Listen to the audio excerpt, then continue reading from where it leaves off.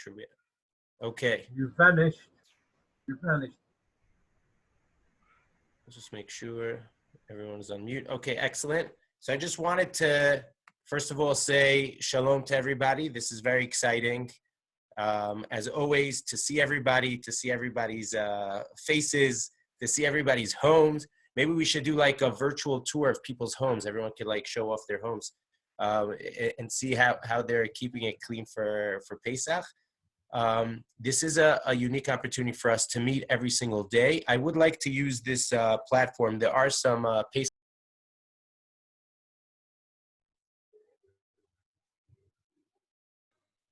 Okay, I see I got logged out. I'm back on.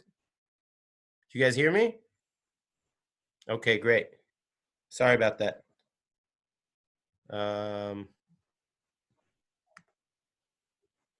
Okay, great.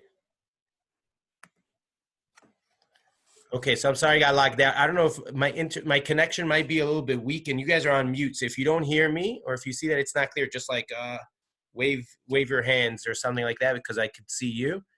This way I'll know if I'm doing. Hi, Pessy. How are you? Great to see you.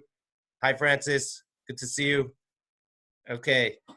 So we're going to use this. I would like to say that we're approaching Rosh Chodesh Nisan, and therefore questions about Pesach are going to be arising. I'm going to try to compile, like I said yesterday, one pager that will give us some quick answers to questions that might be coming around about Pesach time. We're going to try to assist. Mechiras Chametz is going to be via an online form. So people will be able to sell their chametz online and will not have to leave their home to go to Shul to sell the chametz. We're going to work on that over the next week to make sure that we have the best form that will be compiled and will be in accordance with the chief rabbinate of Israel. We're going to try to do that. On top of that, I'm gonna try to come out with also, it is important also not to be over machmir on our cleaning for Pesach.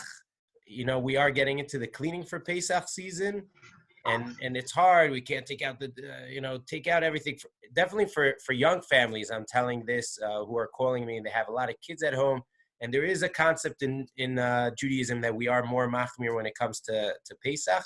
But I think this year we're already hearing from different poskim that are saying that it's better to focus the time on the family and on the children and not to be over machmir. It also applies to us where there's going to be certain restrictions. I don't know if we're going to have hagalas kelim outside next to the grashul or next to the different, to bring our dishes to kasher them. We're going to try to send out different information how we might be able to kasher certain utensils that we might normally kasher, or how to do libun in our own home, and certain other issues that are going to come up. We're not going to use this forum every single time for that, but I'm just giving that as a heads up that we're going to be doing that as well. Today, I'll share with you a thought that I was thinking about. I'm trying to be in touch with colleagues and with peers of what's going on in different shuls around the country, what's going on. Oh, hi, come say hello to everybody. Okay, we have a walk-in over here. We have a walk-in surprise. This is Yeshaya. Yeshaya wants to say hello to everybody. He just walked into the shiur room. And and here comes his mommy to collect him. Oh, it doesn't work. I don't know. There are issues with the internet. But I have to keep this open, otherwise it fell down. Yeah, it fell down. Okay, it's a lively house. It's a lively house. It's good. So I'll tell you Listen, in the middle of the shiur, a thought that I got it. Okay, thanks, bye. Okay, we got it. It's good. So I thought that I wanted to, when there's something of such a great magnitude that is happening across the entire world and across the entire Jewish world, and we see how it's hitting the Jewish world very, very significantly now in the last few days, the Jewish world, the religious world is seeing that it's taking toll if people were not careful bazman.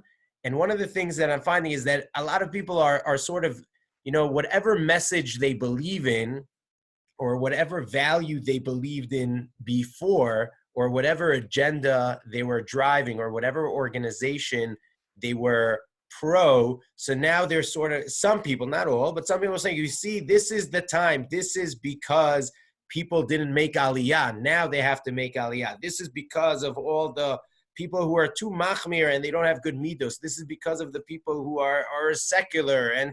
And I think that from a rabbinic standpoint of view, none of us are Nevi'im, none of us are prophets. We don't take this opportunity to say that we know why it happened, but it's definitely something that is unprecedented, and it's definitely something that is an awakening sign for us. And the fact that we're all home is really a call for us to look inside. And when I'm looking at, we started, like we said yesterday, we started a new Sefer Vayikra. We're starting to read this week.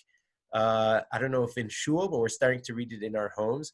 And the Sefer Bereshis, I understand. It's like the formation of the world. The world is created, our forefathers, the foundations of our nation.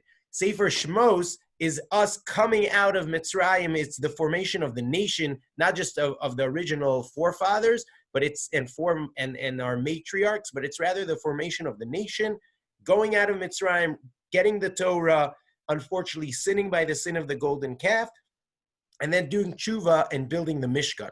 But now we just entered the Sefer of Vayikra. And the Sefer of Vayikra is all about Kedusha. It's all about living a life of Kedusha. And I think there's a misconception as to what is Kedusha, what is holiness. And perhaps this is something for us to try to hone in our lives today when we are home. Kedusha, the concept of Kedusha, people mistakenly think it to be, we translate it as holiness, but holiness is a very vague word.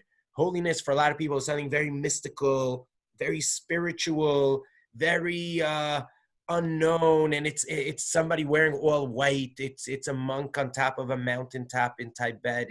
It's somebody who's removed from society. But the truth is, when you look at Sefer Vayikra is now comes at the point where it's telling us what life is all about. We've now walked out of Egypt. We've created a nation. We've built a Mishkan. We're all now going to be united around this sanctuary. And now we need to infuse our life with Kedusha. And what Kedusha means is the understanding that we could live a life full of value and meaning and purpose in our life as it is today. And that itself is called Kedusha. Kedusha is Vehatem tiyuli mamleches kohanim v'goy kadosh. The peak of Sefer Vayikra is Kedoshim tihiyu. You need to be holy. There's sort of a command on every single one of us to be a holy person. And what does it mean to be a holy person? It means to find the way to live our physical life, whatever it is we're doing, whatever our profession is, but to live it in a more value-oriented, in a more meaningful type of lifestyle. That is what holiness is all about. And that's really, if you look at the book of Vayikra, that's what the word karban comes from, the word korban, karev, lehakriv. It's to come close. It's about getting close and building a relationship with the Almighty. And that's why the book tells us what we should eat and what we shouldn't eat in Parsha Shmini. It tells us how we should speak and how we shouldn't speak in Parshas Tazria and Metzora. And those are all laws of holiness. And then we get to Parshas Kedoshim, and it's the famous verse of Ve'ahavta l'recha kamocha, and you should love your neighbor as you love yourself. Those are all values of how we should live our life. It's the Jewish holidays in Parshas Emor, and it's when we live a life like this, then we're living a life of Kedusha. So I don't know why all of this is happening, but I do know that it's happening right by the Parshios when we were building the Mishkan, and we were all sent into our homes to build our own Mishkan.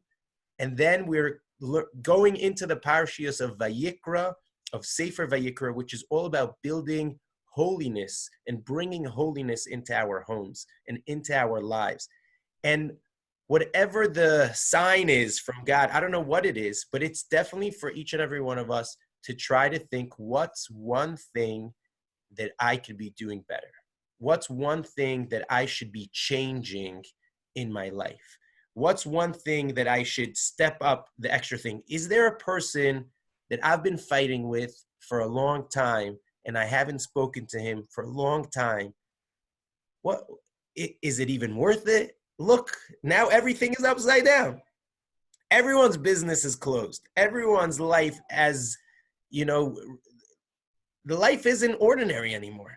And when life isn't ordinary, we can't be ordinary anymore. We are now empowered to be extraordinary, to be people who are willing to make a change in their life. If the whole world is changing and it's no longer the way it was until now, we ourselves need to change as well, and we cannot be the same way we were until now. We need to be willing to make one small change in our life, whether it's something we were scared to learn until now. I'm willing to learn. I was in a fight with one person for a long time, for many years. I'm ready to make that change. Whatever it might be, it's, my wife likes this and I like that. No, I'm willing to make a change. Whatever the thing is, everyone needs to find in their own way, how could I make my personal life one notch holier than it was until now? One more level of kedoshim tiyu, of holiness, one more level of doing the right thing, adding more values and meaning to our life. I believe this is really our avoda, and it's hard. For me, with my kids, it's something that is beautiful. We sat here in the living room last night listening to an online concert, which was done from like a chesed organization, and they had a good friend of ours from Yerushalayim, Dovi Shapiro, one of the Shapiro brothers that doesn't live in this neighborhood, but that lives in Ramat Eshkol. So he was doing a concert, and there was another person doing concert. It was on a Zoom call. It was a professional Zoom call, not a freebie like the one I'm using. You could get up to 1,000 people on it. Within 10 minutes, there were 1,000 people on the call from all over the world listening to a live concert. And we were sitting there with our kids. When was the last time I sat on the floor with my kids listening to a live concert of some guy playing guitar in his living room like the rest of us? But it was nice because we were able to see families from all over the world that were doing the same exact thing as we were doing. They were sitting on the floor or wherever they were on their kitchen table listening to the same thing. And there's something beautiful about this time period that we need to hone in. There's also something that is difficult during this time period, especially if we're more alone. And that's why we have a community, and that's why we have this phone call.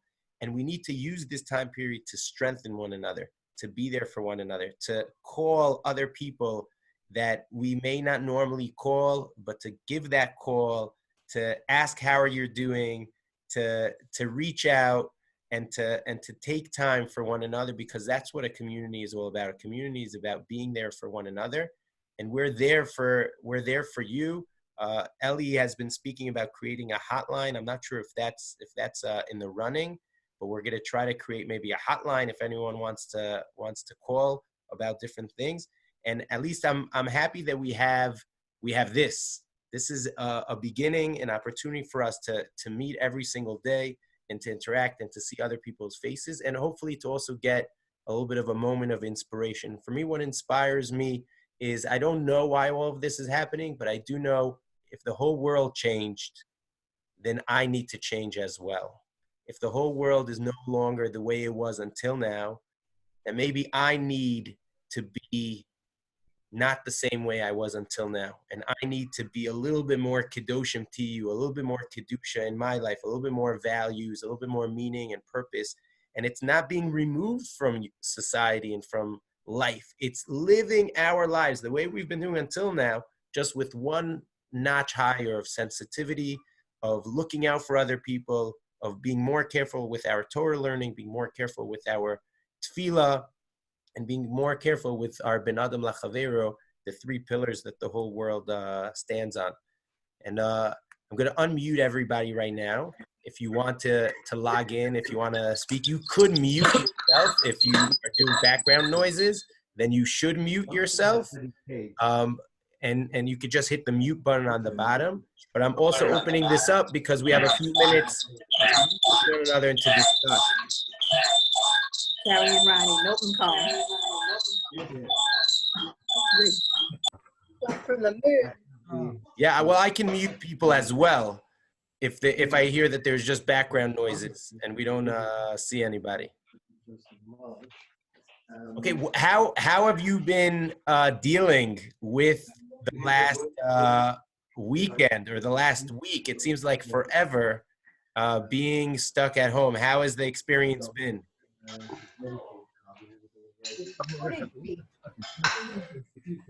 Henry, we can't hear you.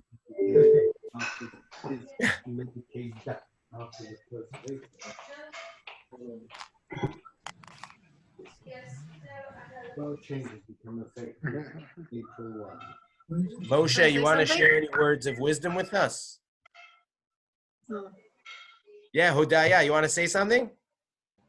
Yeah, I found that last week was very easy. Everything was new and exciting, and it was all adventure, all these changes and all these funny messages and all these Chizukim event. Yesterday, the reality sank in, and I found it very difficult to all of a sudden to deal with all these changes. Changed within a week, the whole changed, and I found it very difficult. And so now I'm listening to Shiurim, and I find it very inspiring to hear that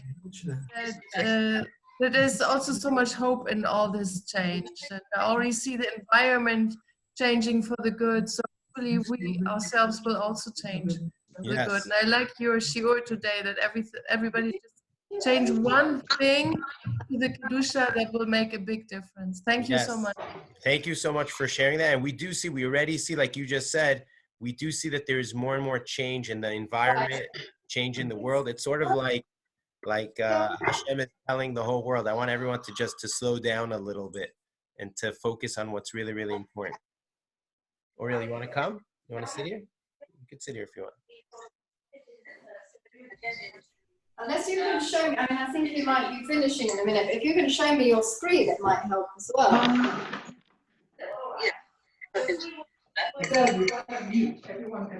Sorry. Mute yourself. Yes, you can mute yourself. That's right. Moshe, you want to share with us how it's going over there? Moshe and Miriam. I don't know. Do you hear me? Yes, we hear you. We hear you loud and clear. Oh, okay. We went for a walk today for 30 minutes. Okay, that's good. No more than 2 at a time. There was nobody there. We were the only one early in the morning. Getting on my nerves already. And hope for the best. Okay. En malasot, that's it. En malasot. I'm very happy we have classes. Talmud in the color. It was the first time I did. Yes, thank you very much to Eli for that, for moving his Talmud in Technicolors to online. I highly recommend it. It's a very popular shiur in our shul, and now it's online, available to everybody. Kind of reminded us 6 years ago, that was one of the last Masechtot that Rabbi Wein had taught for us during the week. During the week. Yeah, Masechet Sukkah. That's We right. have been doing Zoom with our great grandkids. שאלות ותשובות על פרשת השבוע. Beautiful. וסיפורים from the time we were in 48, what was in Yerushalayim. Wow. Okay, everyone collect good ideas over here. Yeah, collect ideas.